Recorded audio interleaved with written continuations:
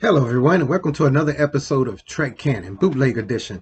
Have you ever wondered if you was to put all of the species in Star Trek canon together in a room, what species would come on top based on their own strengths, weaknesses, the weapons that are indigenous to that species? Think of Batlets for Klingons, for instance. Maybe not all of them in a room with each other. There's a whole lot of exceptions. We'll get into that later.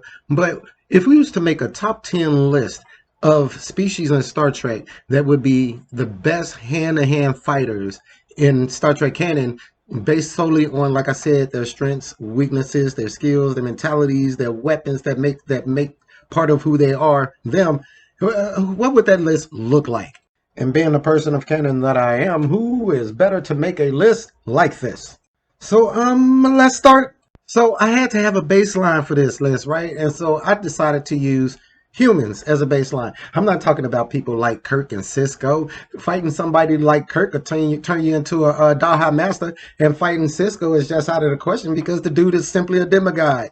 But just the regular old baseline of all these different species, and for that baseline, I chose humans. So on my top 10 list, number 11, the baseline, is going to be humans. Setting aside that ingenuity, top level prep ability. Bet you can't say that 10 times in a row. Humans can pretty much be unmatched, and like I said, will be a match for pretty much any of the species that's on this list, because in canon, humans have defeated at one point or another everybody on this list, but not in hand-to-hand combat, which is what we're focusing on today. So let's just do it. 11 is humans. At number 10, we have the famous Nausicaans, made famous in the Next Generation episodes, made famous by stabbing Picard through his back, through his heart. Basically, first of all, you don't want to hit a Nausicaan in the face. You see all them horns and stuff that's on their face? You don't want to hit that. That's his teeth, horns. First of all, did you know Nausicaans, sometimes when they get real pissed off, they eyes glow red. You don't want to deal with nobody like that. At number 9, I think we're going to put the Vulcans, Remans, and the Romulans in the mix. I had this like brain fart right there for a second. Now, the thing is this, right? We all know how strong Vulcans are, okay? But the thing is, Vulcans are too classy to do they ain't trying to do all that. They do a Vulcan neck pinch. But the thing is, Romulans, they just as strong as Vulcans is. But sometimes they be getting nerfed. Sometimes the Vulcans get nerfed. Remans, I'm just not going to fight those guys. But you have to assume they just as strong as all three of them. And they're very strong. But see, the thing is, people got to understand the history of Vulcans. Vulcans were extremely violent and emotional and warring people. Can you imagine being stuck in a room with a prehistoric Spock? Actually, they had that happen in the TOS episode once. Bones had that issue, and Spock was in the heat with the only female that was left in the Arctic times. It was just not a good thing. These people were so violent and warlike that they almost extincted their whole race. Like, this one dude had to come out and be like, look, man, y'all, we need to get all that control, get this whole little logic thing together, and move into a world of just nice and peaceness. So basically, don't piss off a Vulcan, or don't get them in Pomfar, and by extension a Raymond or a Romulan.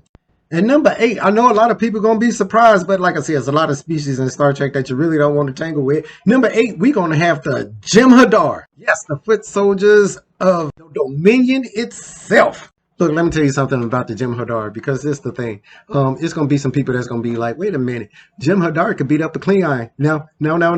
Y'all remember that one episode in Deep Space Nine where the Jem'Hadar had captured like all the Klingons and everybody, well, actually a whole lot of people, but the people that they was using to train the Jem'Hadar to get better at fighting was the Klingons, and Worf was just whooping everybody's butt. Yeah. But the Jem'Hadar is awesome, man. First of all, Jem'Hadar don't require sleep, don't require eating, none of that. The Jem'Hadar is just coming to the fight prepared with all of their awesomeness. They knife slash dagger thing, and they catch or sail white. That's what they finna do. Jem'Hadar are slightly stronger than humans, but their whole thing is, look, I just really want to fight things. Really want to fight things. Besides their young age, which don't give them too much experience, but they pick up experience really quick. Though they bred to actually just go ahead and fight. It's only males in the species, ain't no females. That's another reason why they pissed off. At number 7, we have the warrior and honorable race, the Klingon. You know they're going to be coming to the fight with a bat left and katars. Was it the Tog? I think it's pronounced the Tog. I think you got to put a Klingon accent on it. The Tog. But anyway, let's talk about the Klingons, man. Klingons are bloodthirsty berserkers, man. They weapons of choice, like I said, are slasher, stab, dismemberment type weapons. Klingons are not as strong as, well, they slightly relatively as strong as humans, right? But the thing is, they, ever since kindergarten, ever since Head Start, all through grammar school, elementary, they whole major course was always fighting. That was their major course. They even got a whole Klingon martial art. It's called like Makbara. Some of you got to say that with a Klingon accent too. But anyway, it's the thing that Worf practices, makes him one of the most deadly hand-in-hand adversaries in all of Trek. And a lot of people would be like, hey man, like I said, Klingons, they can't beat a Jem'Hadar, but hey, who's the Jem'Hadar practicing on? Now, the thing about Klingons is, man, all of the dismemberment, violence, and everything that we would normally consider violence and war, Klingons consider a damn good party. So when Klingons party, it's going to have some blood wine, it's going to have some blood, it's going to have some dismembering, slicing, cutting. They extremely hard cranial ridges are designed specifically for headbutting things. So don't go walking up on the Klingon unless you Data or Lord trying to headbutt a Klingon. Just don't do it. At number 6, we have the two subspecies of the Xindi. They are called the reptilians and the, the insectoids. First of all, let's start with the reptilians. Hand-to-hand combat with anything that has claws on all four of his feet, all four of his limbs, I should say, and a mouthful of alligator teeth is usually not a good thing to start trying to fight with. Those guys are pretty strong, but not as strong as their counterparts, the insectoids. Think of the insectoids as giant ants, well, humanoid-sized ants. Spider-Man just Spider-Man on steroids. The insectoids have superior strength, speed, agility, all of that stuff. The reptilians, they have anger management issues, just like all the other people that's on this list. So basically, just leave both of those people from the Xindi alone. It's a reason why those two subspecies was the one spearheading the attack on Earth in the Xindi War. There's another reason why you didn't see too many Makos trying to just, hey, let's go board one of their ships. They aboard the mammalian ships, but they wasn't trying to board those ships. And at number 5, we have the Orions. Look, I'm not talking about the Orions from Discovery, not those, anorexic reject Orions. No, not those. I'm talking about the OG Orions from Enterprise, where we first get to see an Orion male. Those dudes, look. Those some straight up people right there. They lifted up T'Pol straight up by the neck. Now, I know T'Pol only weighs about 110 pounds with her uniform on. Even still, she's fine. She is fine. But those guys are not to be trifled with. Basically, unless you're an Orion female with the pheromones to enslave some of these big bastards, no hand-to-hand combat.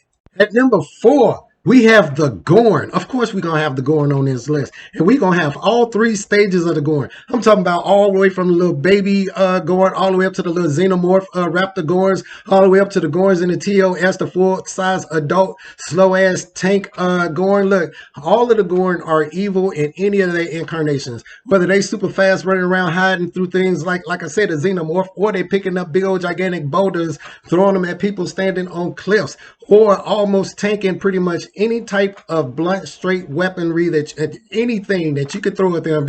Yeah, whatever, dude, you trying to hit on me.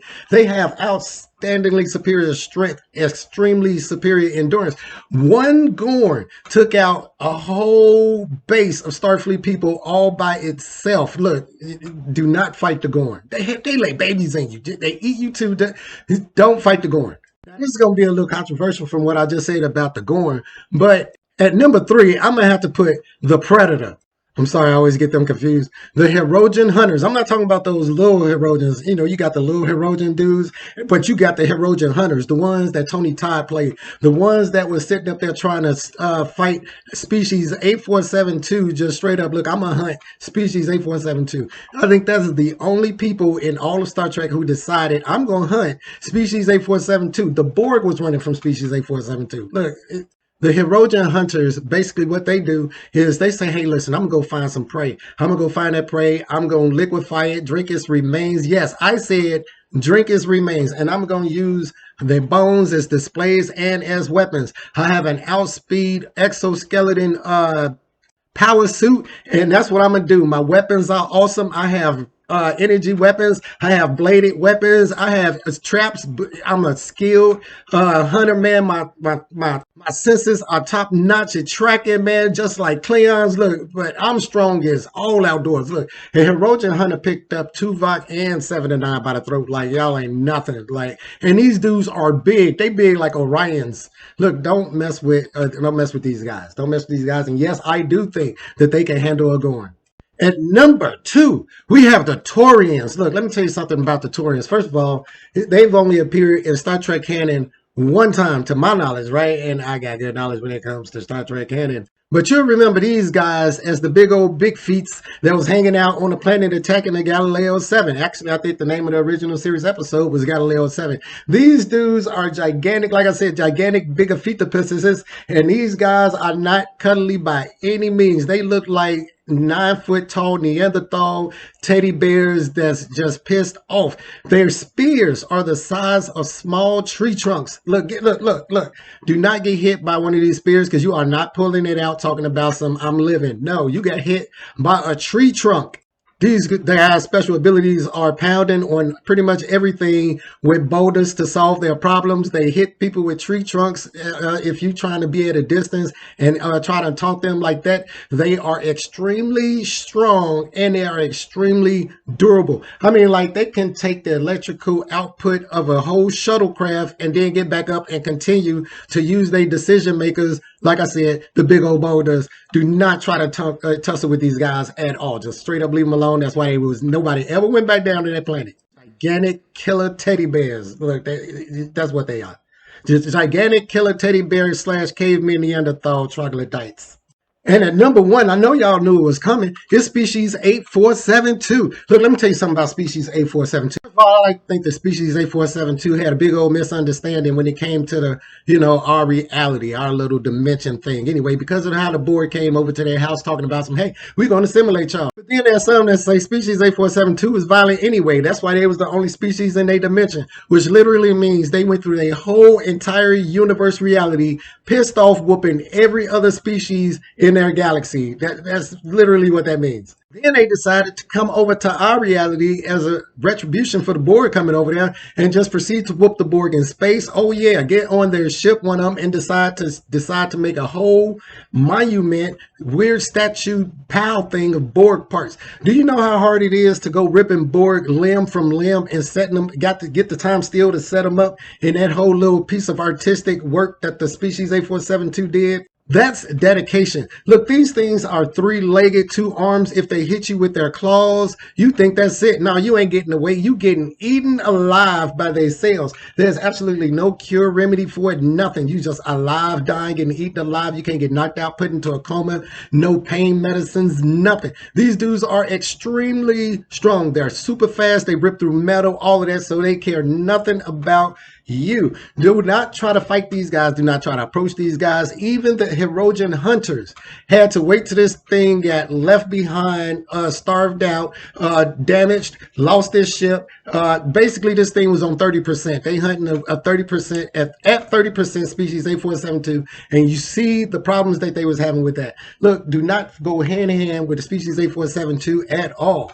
Now, as you guys recognize, there was a lot of species that I did not include on this list. And let me tell you what those species are. Because I think these species, they basically overpowered, man. They would nerf anybody else. They decided to get into a room and fight. So I just couldn't have these guys on the list at all. But I got to give them a mention. Changelings, elastomorphs, biometric life forms, cellular metamorphs, chameleoids, coalescent organisms. You got some mimetic symbiotes. Can't forget the Harbongerians and Vendorians. You can't have them on the list either. And of course, you couldn't have arguably the best hand-to-hand fighters in all of Star Trek in any series, Data and Lore, or by extension, any Soong-type androids. Speaking of Soong-type androids, right, I'm following this comic. Basically, I'm in this comic, right? It's a Star Trek Defiant comics. It's for Deep Space Nine lovers. The series is called The Day of Blood. This particular series is comic number 6, right? But basically, without giving too much away, you have Kahless, who's basically waging his war of violence against everybody in the galaxy. Did I say Kahless? Yes, I said Kahless. Anyway, he got all of these Cleons called like the Coat of Red or the Coat of Blood or the Order of the Red or something. You know, he got to do something with red and blood, something like that. Anyway, they got a lot of followers, man, that's following Kahless, of course. Anyway, the USS Theseus and the USS Defiant is in orbit as one planet, and you have two different away teams, one from each of those ships that go down. Now, let me tell you who's in charge of each one of those away missions. Of the Theseus, you have Data. Oh, yeah, and of the Defiant, you have Lore. Right, they beam down to this planet. Now, of course, Lore and Data, now Lore's trying to be a good guy, they having a nice little conversation about being good guys and their history past and everything, and you got all of these red cult member Cleons that's like, yo, we finna kill all of y'all. But did I tell you, these cult members got this stuff that's kind of like Ketracel White, but it brings out like the most violent, bloodthirsty berserker. Basically, it makes Cleons go berserker times 2. Anyway, it was a lot of them, like 20, 30, 40, 50 million. It was a lot of them, basically. And Data and Lore wasn't even, they was just continue talking in this one frame, right? The next pane, you seen all of these Cleons, man, just mutilated, just laid out, bloody, everything, man. And Data and Lore still continuing their conversation like nothing happened. Their uniforms ain't messed up, no wrinkles, nothing. First of all, you do not try to fight Data or Lore. Anybody who's in Star Trek knows that those two people are the most deadly people in all of Star Trek. You can't even shoot at these guys with phasers. These guys are awesome. Anyway, you got to catch up on that series if you haven't. Look, the series is awesome. And just on a side note, because Star Trek has so many beings that fall under either the shapeshifter or changeling category, that I wanted to give you guys kind of a tidbit when it comes to the mythology behind shapeshifters and changelings. Did you guys know that changelings are primarily humans that turn into other things, and shapeshifters are other things that turn into humanoid type things? So let me know what you guys thought of the video. Please subscribe to the channel if you haven't. Ring the bell for any future content. And as always, peace, recycle, and say the whales. You guys be cool.